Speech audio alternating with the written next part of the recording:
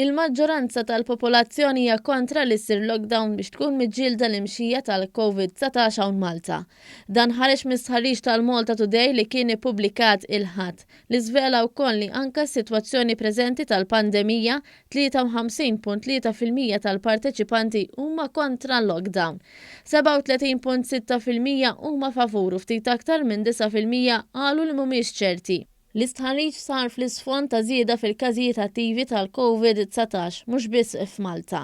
Kien għalhekk li l-Gvern u l-Awtoritajiet tas-Saħħa qablu fuq numru ta' miżuri aktar stretti fosthom l-użu obbligatorju tal-maskra kullimkien u l-għeluq tal-bars u l-każini. Il-Prim Ministru Robert Abela sejħu wkoll għad-dixxiplina mill-pubbliku biex dawn il-miżuri li ġew imposti ħallu l-frott mixtieq.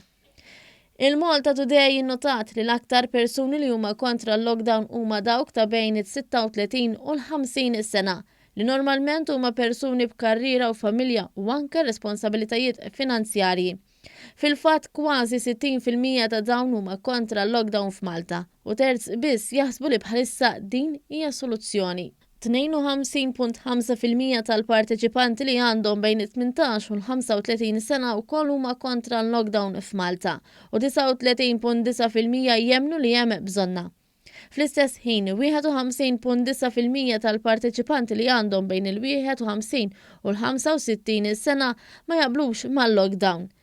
49.8% tal-anzjani li għandhom aktar minn 65 sena li taw sem fl-istħarriġ huma wkoll kontra li ssir lockdown u huma biss 36.6% li jaqblu. Il-MaltaToday innotat iżda li f'din il-faxxa ta' persuni hemm ukoll l-ogħla persentaġġ ta' persuni li mhumiex ċerti. Il-MaltaToday studjat ukoll ir-reazzjoni tal-poplu għal budget imħabbar mill-Gvern għas-sena d-dieħla. Fil-fatt, meta mistoqsija kemm se jaffettwhom il-budget fuq skala minn 1 sa 10, 42.5% tal-parteċipanti jemmnu li l-budget se jkollu impatt pożittiv ħafna fuq is-sitwazzjoni personali tagħhom u huma fl-ogħla kategorija. 45.7% għażlu t-tieni l-ogħla kategorija.